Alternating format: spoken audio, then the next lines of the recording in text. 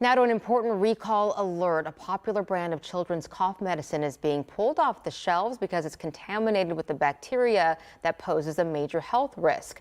Take a look at your screen right here. 5 lots of Little Remedies honey cough syrup are under a voluntary recall right now. The FDA says it's due to the presence of Bacillus cereus and a loss of shelf stability. The cough syrup was distributed nationwide to retailers and online from December 14th of 2022 through June 4th of this year. The product maker, MedTech, is offering a full refund. To date, there have been no serious reports of illness.